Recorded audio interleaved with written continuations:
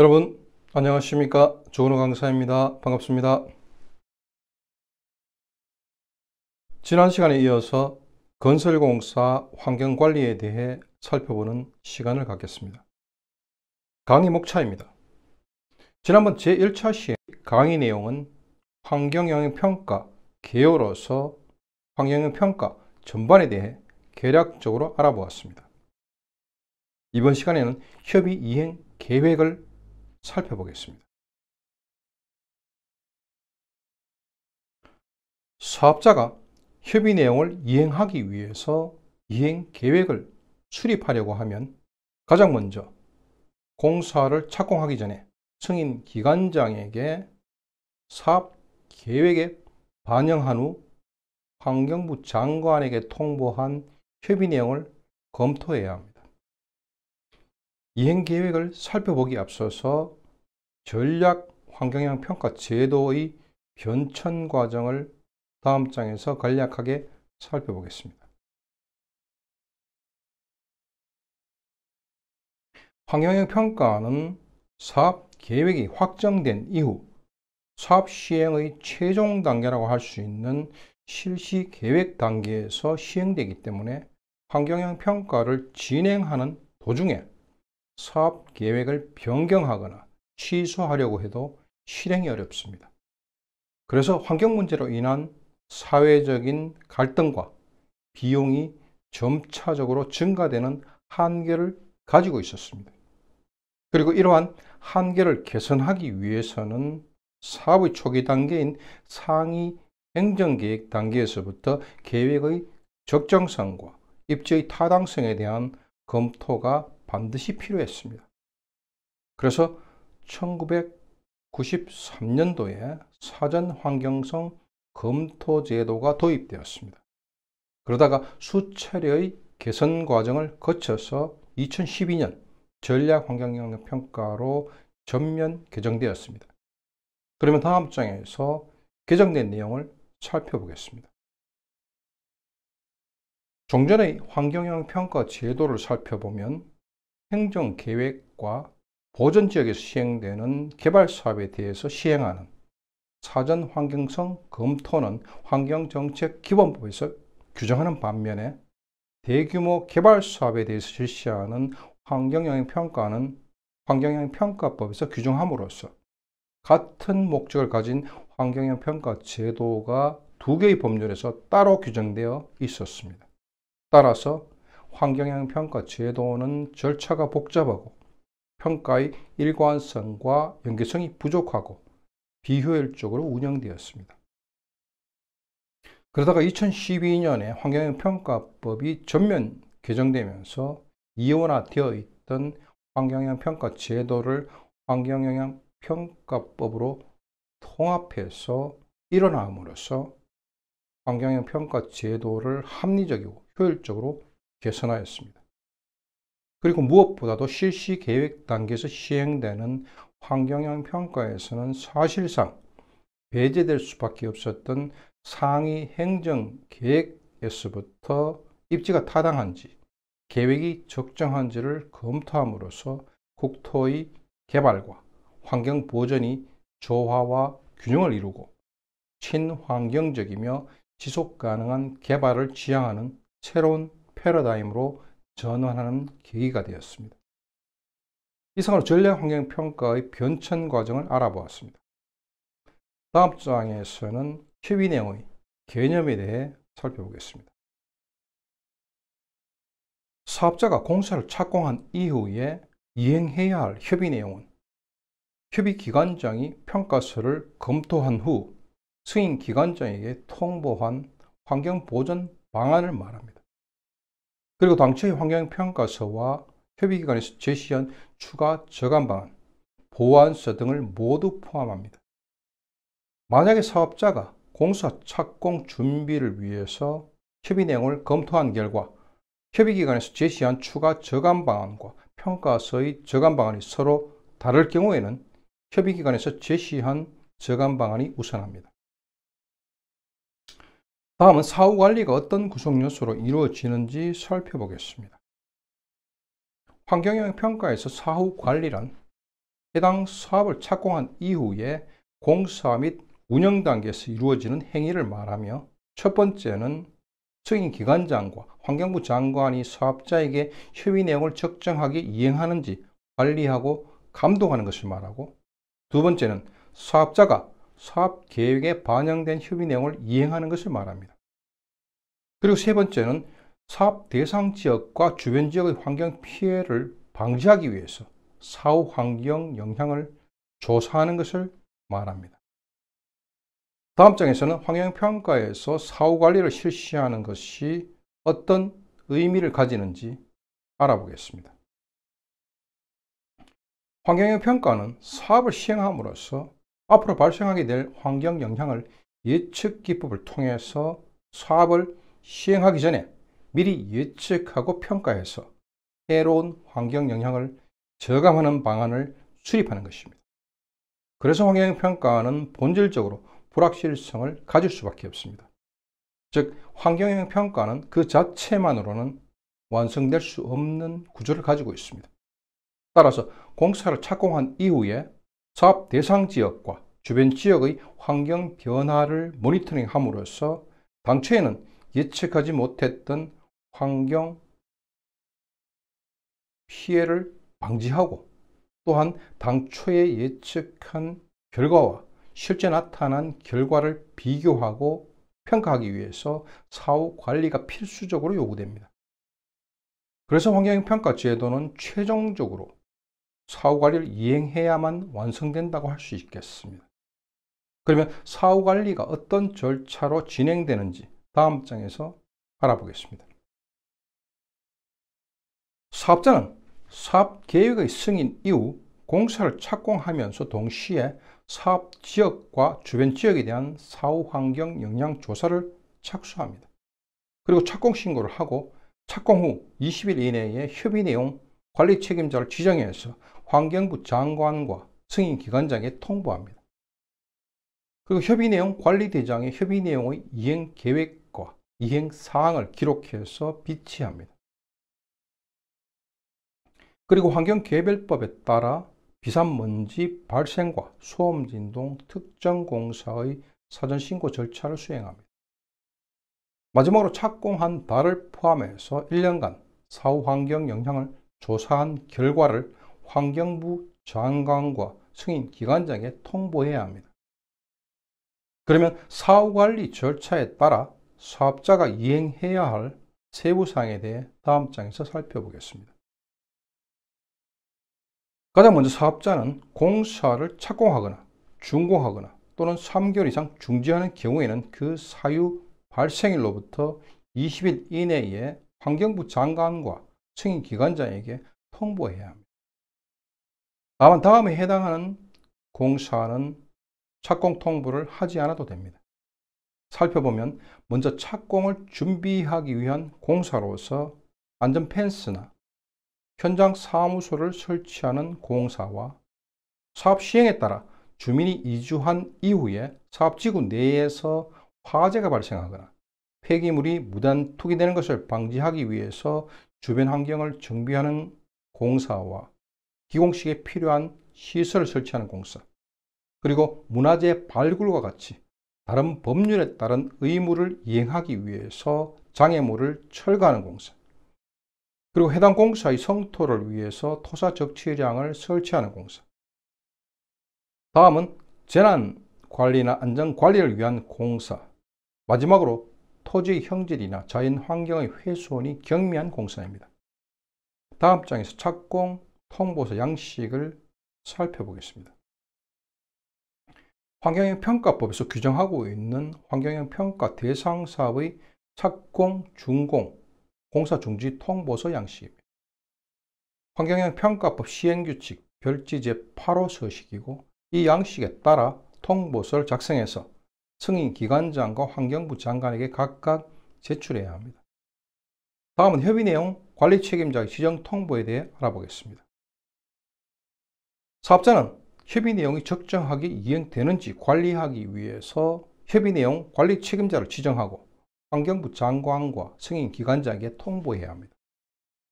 이때 통보해야 하는 기간은 최초로 관리 책임자를 지정하는 경우에는 공사를 시작한 날부터 20일 이내에 통보된 관리 책임자를 변경한 경우에는 변경한 날부터 20일 이내에 협의 내용 관리 책임자의 지정 및 변경 통보서를 작성해서 제출해야 합니다. 다음 장에서 양식을 살펴보겠습니다. 환경영향평가법에서 규정하고 있는 환경영향평가 협의 내용 관리 책임자 지정 변경 통보서 양식입니다. 환경영향평가법 시행규칙 별지 제5서식이고 이 양식에 따라 통보서를 작성해서 승인 기관장과 환경부 장관에게 각각 제출해야 합니다. 다음은 협의 내용 관리대장의 작성 및 관리에 대해 살펴보겠습니다. 사업자는 협의 내용을 성실하게 이행하기 위해서 협의 내용 관리대장에 협의 내용의 이행 계획과 이행 현황을 기록해서 공사 현장의 주된 사무실에 비치해야 합니다.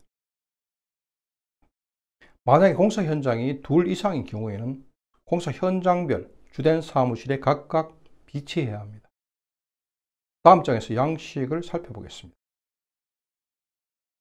환경영향평가법에서 규정하고 있는 환경영향평가 협의 내용 관리대장 양식으로서 환경영향평가법 시행규칙 별지 제5호 서식입니다.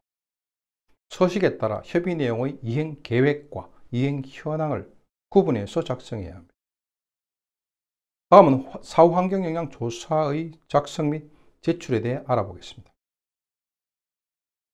사업자는 공사를 착공한 달을 포함해서 1년간 사후 환경영향 조사를 실시하고 조사를 종료한 후 2개월 이내에 환경영향 조사 결과 통보서를 작성해서 환경부 장관과 승인기관장에게 제출해야 합니다. 이때 조사 항목은 평가 항목 중에서 환경 기준이 설정된 항목과 협의 기관장이 조사토록 한 항목을 말합니다.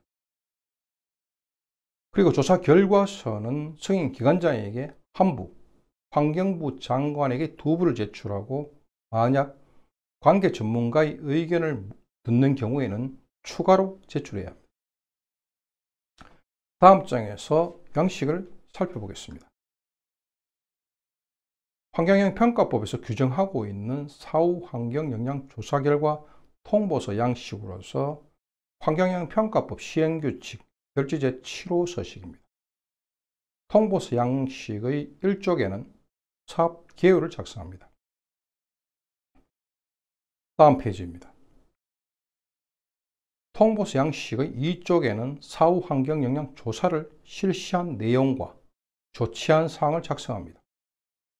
다음 페이지입니다. 통보서 양식의 3쪽에는 협의 내용의 관리 및 이행 현황을 기록합니다. 다음 페이지에서 계속해서 살펴보겠습니다. 통보서 양식의 4쪽에는 승인기관과 협의기관이 협의 내용 이행 상황을 조사한 결과와 조치한 내용을 기록합니다. 이상으로 사후 환경영향 조사 결과의 작성을 알아보았습니다.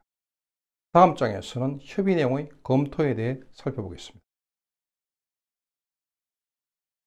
협의 내용은 평가서와 보완서, 추가자료의 저감 방안, 그리고 협의기관이 제시한 협의 의견과 협의 기준을 모두 포함한 환경보전 방안을 말합니다.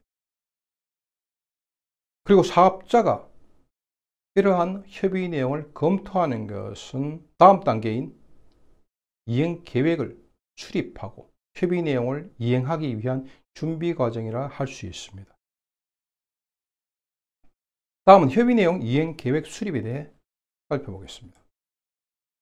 사업자는 사업 계획에 따라 공사를 시행할 때 사업 계획에 반영된 협의 내용을 이행해야 합니다. 이를 위해서 협의 내용을 이행하기 위한 계획을 수립해야 합니다. 그리고 이행 계획에는 협의 내용을 적절하게 이행할 수 있도록 저감 방안, 조치할 사항, 이행 주체, 이행 예정 시기를 포함해야 합니다. 다음 페이지에서 사례를 들어 살펴보겠습니다.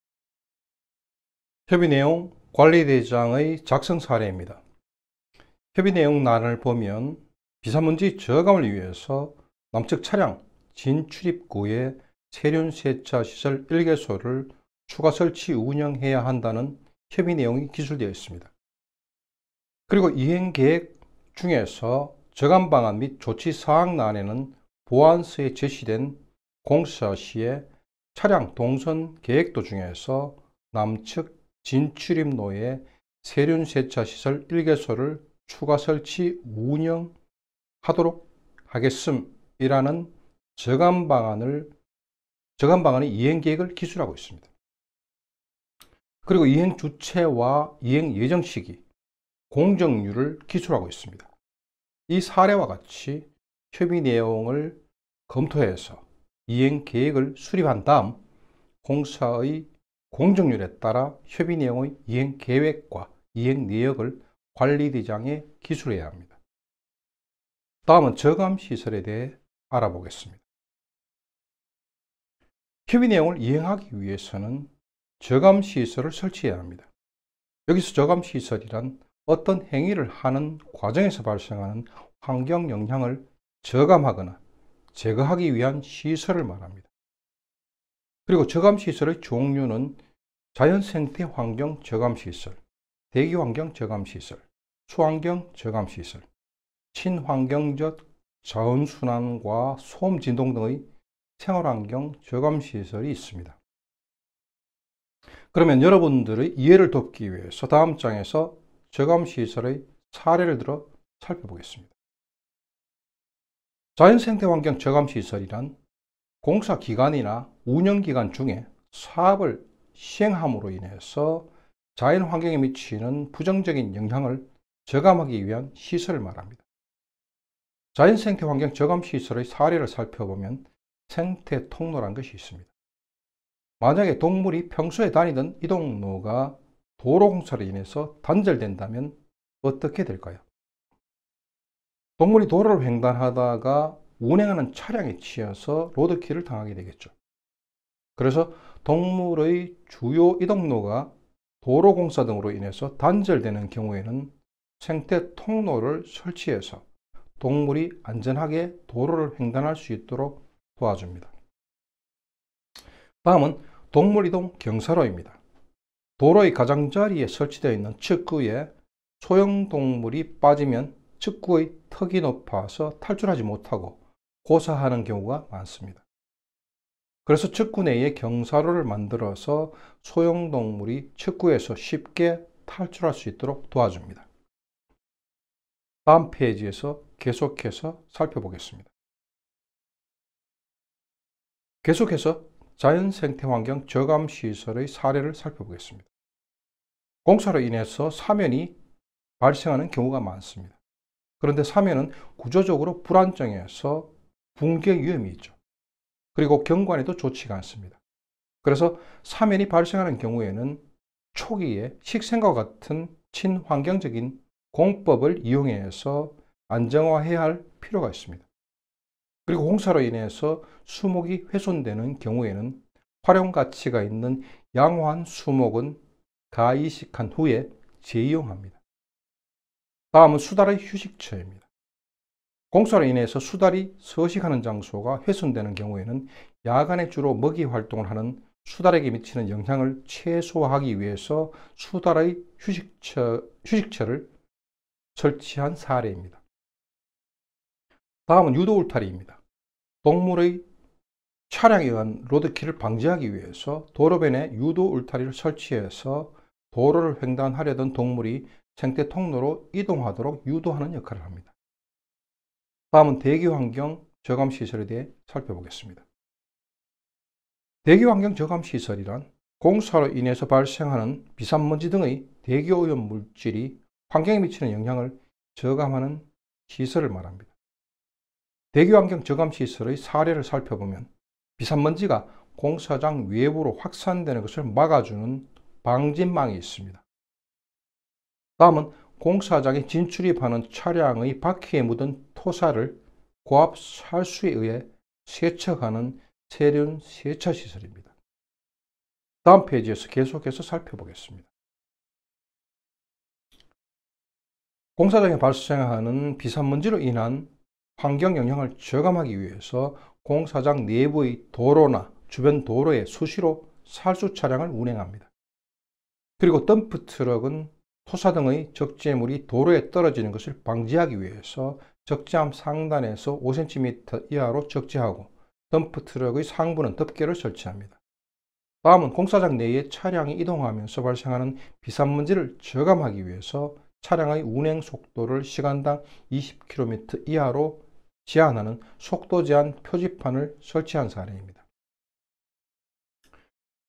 그리고 공사장에서 발생하는 비산먼지를 저감하기 위해서 자동으로 살수하는 스프링클러를 설치한 사례입니다. 다음은 수환경 저감 시설을 살펴보겠습니다.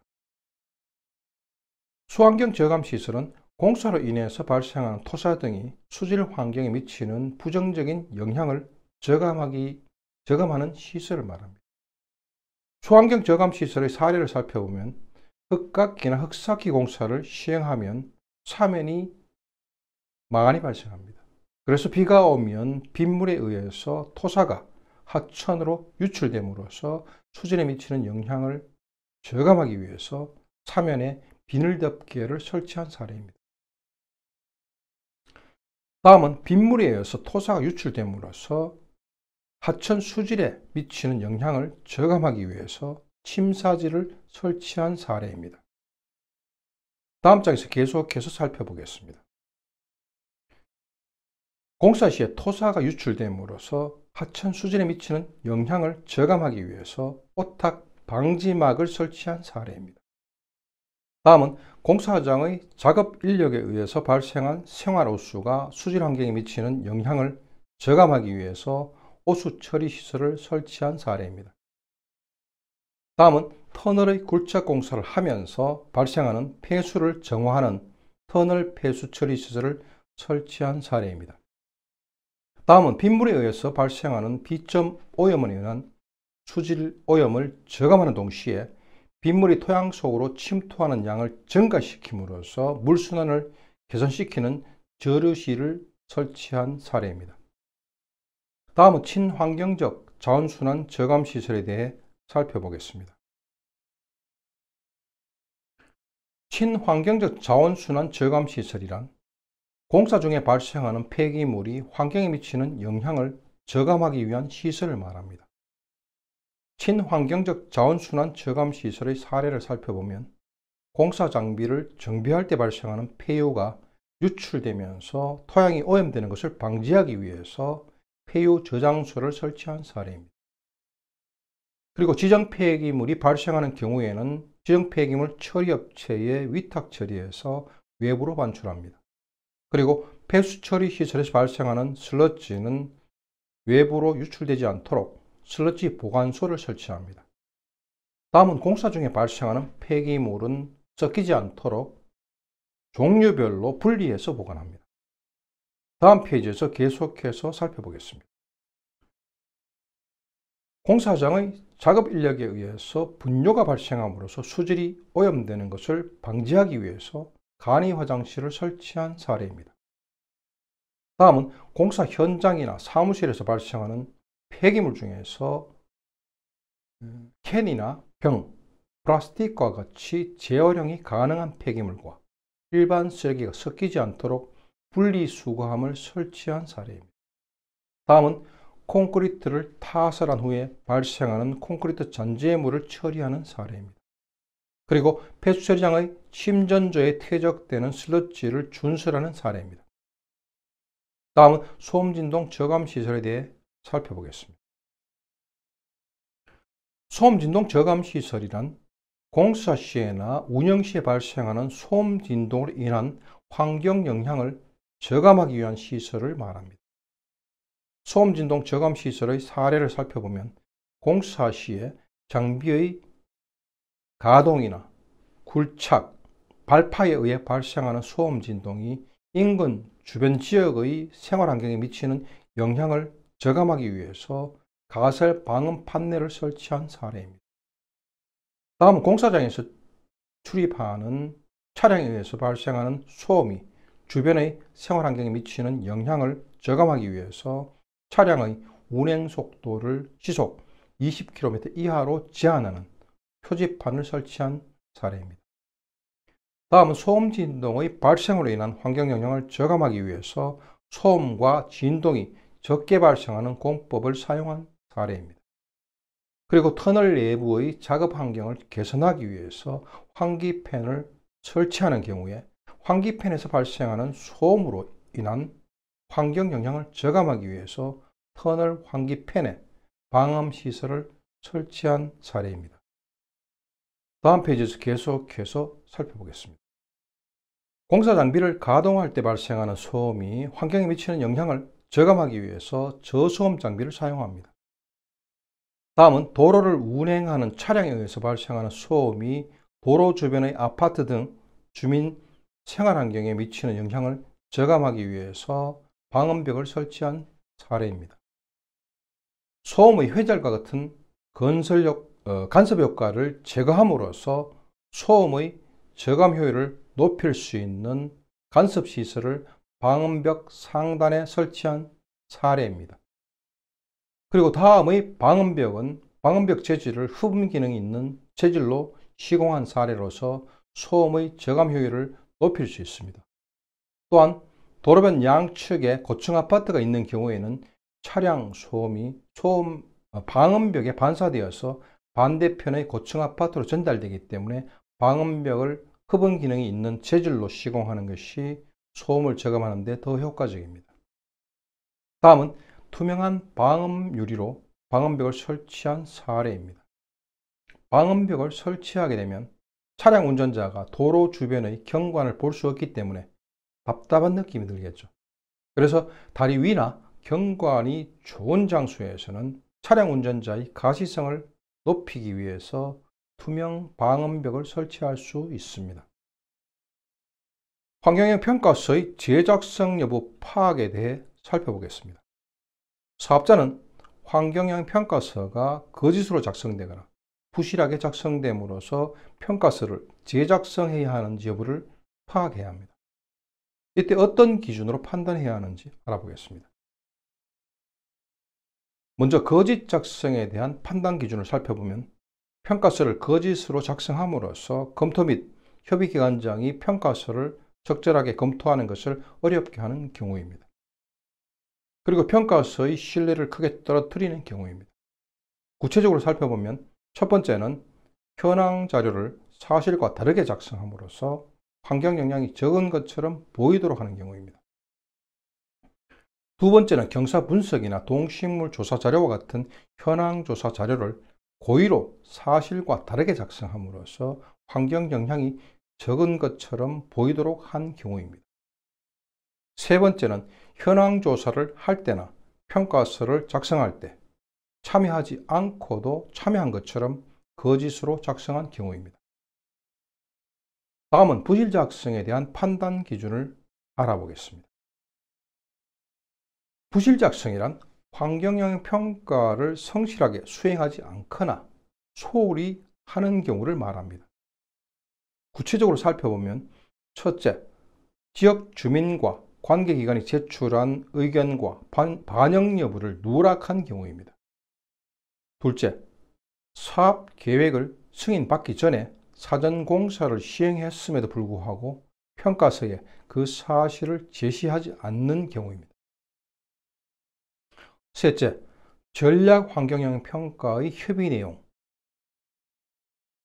협의의 심의 결과, 초안에 대한 검토 의견을 반영하지 않았으면서도 그 사실과 이유를 누락한 경우입니다. 넷째, 평가 대상 지역 안에 자연환경 보전지역, 상수원 보호구역과 같이 환경을 보전하기 위해서 관계 법령이나 조례 등에 의해서 지정된 지역이나 지구, 구역 등이 있는 사실을 누락한 경우입니다. 다섯째, 멸종위기 야생 동식물이나 천연 기념물에 대한 환경영향 조사를 누락한 경우입니다. 여섯째, 학교나 종합병원과 같이 환경 변화에 민감한 시설물을 누락한 경우입니다. 일곱 번째, 공장이나 공항과 같이 환경 피해를 유발시킬 수 있는 시설물과 하수종말 처리 시설이나 폐기물 처리시설과 같은 환경 기초시설을 누락한 경우입니다. 여덟 번째는 협의회 심의에서 결정된 평가 항목, 범위 등을 특별한 사유 없이 누락한 경우입니다. 다음 장에서는 협의 내용의 변경협의 및 재협의 여부 파악에 대해 살펴보겠습니다. 사업자가 사업계획을 변경해야 할 경우에는 변경 정도에 따라서 재협의 대상인지 변경협의 대상인지 여부에 대해 협의 절차를 수행해야 합니다. 이때 변경협의는 변경 정도에 따라서 세 가지로 구분합니다. 첫 번째는 환경부 장관의 의견을 들어야 하는 경우입니다. 두 번째는 승인기관장의 검토를 받아야 하는 경우입니다. 세 번째는 경미하게 사업계획을 변경하는 경우입니다. 이때는 사업자가 스스로 사업계획의 변경 내용을 협의내용 관리대장에 기록하면 됩니다. 다음은 환경평가의 재협의에 대해 알아보겠습니다. 사업자와 승인기관장은 사업계획을 변경해야 할 경우에는 재협의 대상인지 여부를 파악해야 합니다.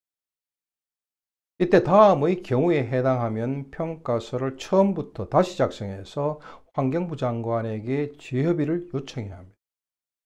첫 번째는 사업계획 승인을 받은 후 5년 이내에 사업을 착공하지 않는 경우입니다. 두 번째는 사업의 규모를 30% 이상 증가시키는 경우입니다.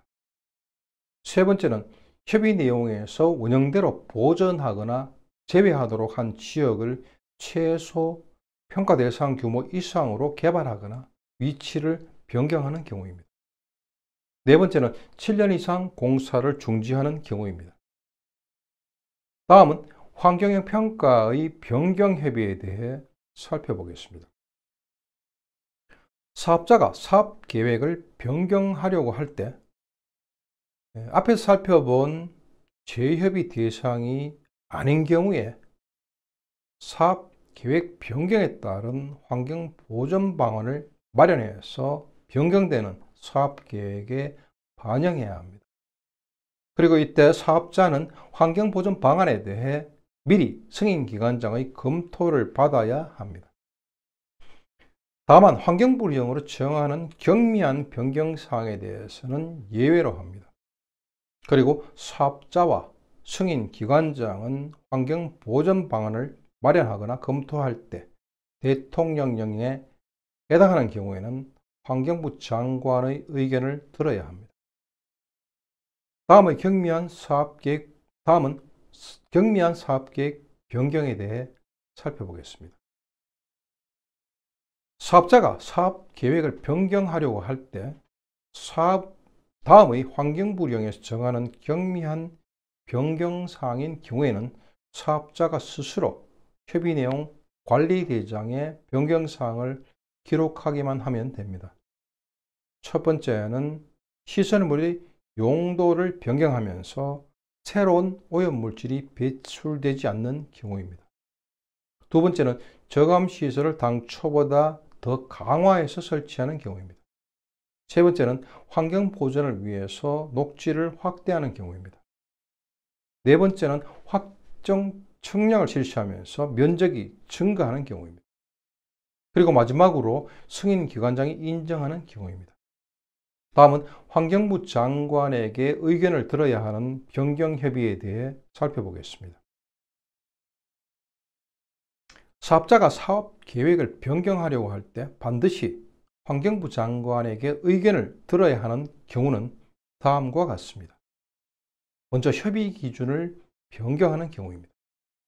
그리고 사업 규모가 10% 이상 증가하는 경우입니다.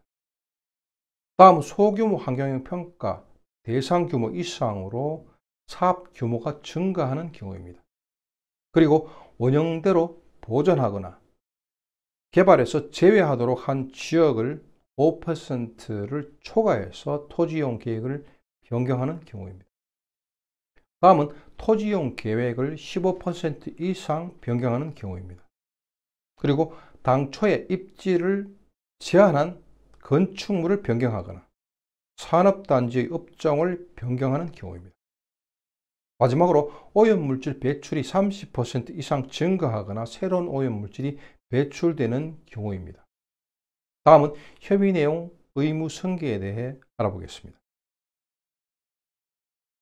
사업자가 사업을 양도하거나 사망한 경우와 법인을 합병한 경우에는 양수인, 상속인, 합병 후의 법인은 협의 내용 이행과 사후 환경 영향 조사 등의 의무를 승계합니다.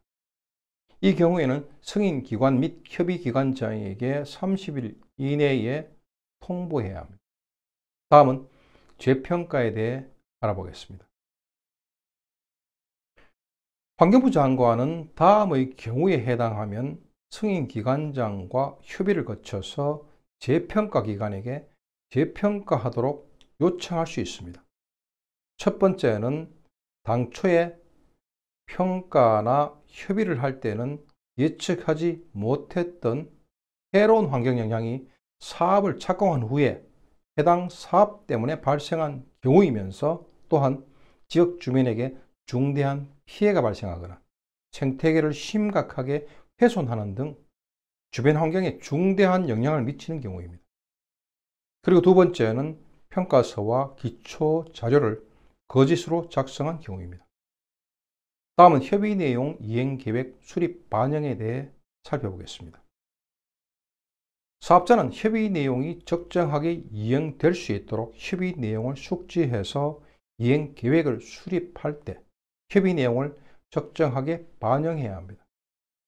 세부적인 내용에 대해 살펴보겠습니다. 먼저 협의 내용을 적정하게 관리하기 위해서 관리 책임자를 지정해야 합니다. 그리고 관리 책임자의 지정과 자격 기준은 환경영향평가법에서 규정하고 있는데 다음 장에서 살펴보겠습니다. 관리 책임자의 자격 기준은 환경영향평가법 시행령 별표 5에 따라 제1종 및 제2종 평가업자의 기술 인력, 자격 범위를 적용합니다. 그리고 사업자는 관리 책임자를 지정하기가 곤란한 경우나 협의 내용을 효율적으로 관리하기 위해서 환경영향평가업자, 환경 컨설팅 회사, 건설기술 용역업자를 지정해서 협의 내용 관리를 대행하게 할 수 있습니다. 그러면 다음 장에서 관리 책임자는 어떤 업무를 수행하는지 살펴보겠습니다. 관리 책임자는 먼저 협의 내용이 사업 계획에 적정하게 반영되었는지를 확인하고 조치를 합니다. 그리고 협의 내용을 이행했는지 여부를 확인하고 관리대장을 기록하고 보존합니다. 다음은 협의 내용을 이행하기 위한 환경오염 저감시설을 적정하게 설치하고 관리합니다. 그리고 사업자가 관리 책임자를 지정해야 하는 기간은 해당 사업의 공사를 착공한 날부터 사업 환경 영향 조사 기간이 끝나는 날까지입니다. 다음은 관리대장의 작성에 대해 살펴보겠습니다.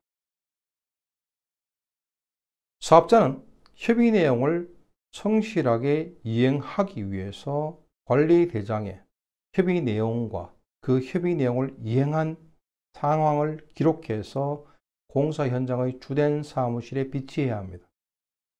만약 공사 현장이 두 곳 이상의 경우에는 공사 현장별로 주된 사무실에 각각 비치해야 합니다. 환경정책평가연구원의 연구보고서에 따르면 각 사업장의 협의 내용 관리대장 작성 실태를 조사해 본 결과 이행을 확인하기 어려운 경우와 형식적으로 작성된 경우, 그리고 적절하게 잘 작성된 경우 등 여러 가지 유형으로 작성되고 있었습니다. 다음 장에서 그 사례를 살펴보겠습니다. 첫 번째 사례는 협의 내용 관리대장 양식에 따라서 협의 내용과 공사를 시행한 시기, 공정률에 따라 협의 내용을 이행한 내역을 구체적으로 제시하고 있습니다. 그리고 미이행 사항과 사후 대책에 대해서도 공정률을 비교함으로써 점검이 가능하도록 작성되어 있습니다. 그렇지만 저감시설을 설치했다는 근거가 없기 때문에 실질적으로 이행했는지 여부를 확인하기가 어렵습니다. 다음 사례를 살펴보겠습니다. 이번 사례는 공정률이나 이행 시기에 대한 기록이 없고, 또한 이행 방법도 사업 계획을 승인받았을 때 협의된 내용을 동일하게 적어 놓은 경우입니다. 그리고 이행 내역도 구체적으로 작성되어 있지 않고 저감시설 설치한 근거도 없습니다. 그래서 적절한 시기에 적절하게 저감시설을 설치했는지 여부를 파악할 수 없습니다. 다음 사례를 살펴보겠습니다. 이번 사례는 협의 내용과 협의 내용을 이행한 일자와 공정률이 적정하게 기록되어 있고, 이행 내역을 구체적으로 확인할 수 있도록 사진이나 도면을 첨부하고 있습니다. 협의 내용 관리 대장이 적정하게 잘 작성되어 있는 좋은 사례로서 관리 대장을 검토하기만 해도 사업장에서 협의 내용 이행이 어떻게 이루어지고 있는지 평가할 수 있습니다. 다음은 사후 환경 영향 조사 계획 분석에 대해 살펴보겠습니다. 사업자는 공사를 착공하면서부터 완료할 때까지 사업을 시행함으로써 영향을 미치는 주변 지역의 환경 변화를 저감하기 위해서 저감 방안을 제시해야 합니다. 그리고 당초의 환경 영향을 예측한 결과와 실제 나타난 환경 현황이 일치하는지 여부를 분석하고, 당초에는 예측하지 못했던 새로운 환경 영향이 발생하는 경우에는 추적 조사를 실시하고 적절한 조치를 취하는 것을 목적으로 사후 환경 영향 조사 계획을 수립합니다. 따라 사후 환경 영향 조사 계획을 분석하는 것은 계획된 조사 항목, 조사 기간, 조사 대상 등의 내용이 적절하게 계획되었는가를 판단하는 것입니다. 다음 장에서 사후 환경 영향 조사 계획의 주요 내용을 살펴보겠습니다. 먼저 조사의 주체와 기간에 대해 알아보겠습니다. 사후 환경 영향 조사는 해당 사업의 사업자가 조사 계획을 수립해서 시행해야 합니다. 그리고 조사 결과는 환경부 장관과 승인기관장에게 통보해야 하고, 조사한 결과 주변 환경의 피해를 방지하기 위해서 조치가 필요한 경우에는 지체 없이 환경부 장관과 승인기관장에게 통보하고 필요한 조치를 취해야 합니다. 그리고 사후 환경영향 조사를 실시하는 기간은 일반적으로 환경영향평가법 시행규칙 별표 1에서 대상 사업별로 정해진 기간에 따라 실시하지만 협의 의견에 따라서 조사 기간이 길어질 수도 있습니다. 다음 장에서 사업자가 사후 환경 영향 조사를 실시할 때 어떤 것을 조사해야 하는지 살펴보겠습니다. 먼저 조사 항목은 공사 시와 운영 시에 환경상 주요한 영향이 예상되는 항목을 선정하는데, 일반적으로 대기질, 수질, 지형지질, 동식물상, 친환경적 자원순환, 소음, 진동 항목 중에서 선정합니다. 그리고 조사 지역은 사업을 시행할 때 환경 변화가 예상되는 사업 지구와 주변 지역입니다. 그리고 조사 지점은 사업을 시행할 때 환경 변화를 적절히 파악할 수 있는 지점으로 선정하고 조사 항목별로 선정합니다. 그리고 배치도와 도면에 구분해서 표기합니다. 그리고 조사 및 분석 방법은 환경 관련 법규와 환경오염 공정시험법에 따라 실시합니다. 이상으로 제2차 시 협의 이행 계획을 살펴보았습니다. 다음 3차 시에는 협의 이행 실적을 살펴보겠습니다. 여러분, 오랫동안 제 강의를 경청해 주셔서 대단히 감사합니다.